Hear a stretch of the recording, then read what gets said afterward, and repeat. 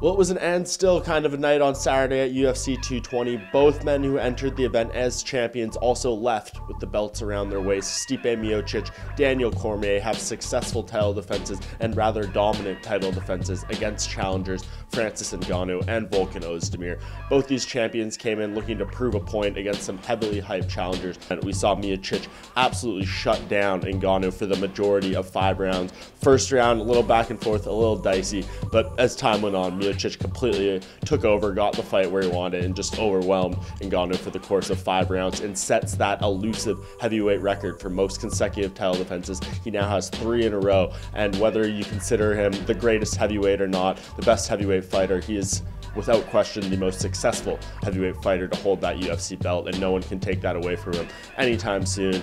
We'll see if anyone can take the belt away from Miocic, period, anytime soon. Who's going to challenge this man now? He's beaten pretty much all the top threats in this weight class. The fight that's out there that everyone really wants to see, that needs to happen, I think, for just the sanctity of this heavyweight division, is a fight with Cain Velasquez.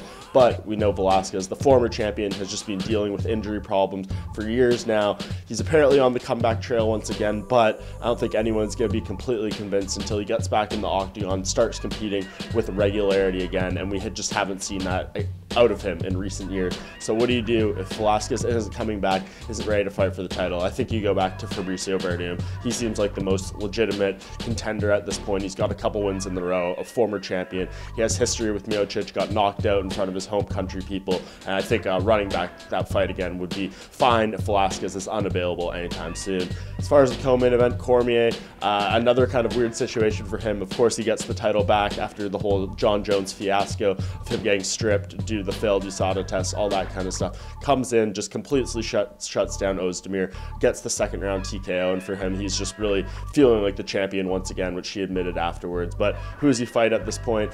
Dana White said he'd love to see Cormier move back up to heavyweight and fight Miocic. That'd be a great fight, but DC, with Velasquez in the picture, does not seem like he wants to step on his teammates' toes. So I think he just continues pushing forward, defending this title, and I think you got to go back to that Alexander Gustafsson rematch. That was a great fight, a fight of the year candidate when they first had their encounter at UFC 192, and I just think putting that fight back together again makes plenty of sense. Gustafsson's been injured for a while, but he's coming off a pair of wins. I think when he is healthy and DC is ready to go again, you do that fight again, run back the rematch, and I just think it would probably be another very exciting fight. So 2 champions come out of this event with big wins, and I think they have even bigger challenges ahead of them going forward.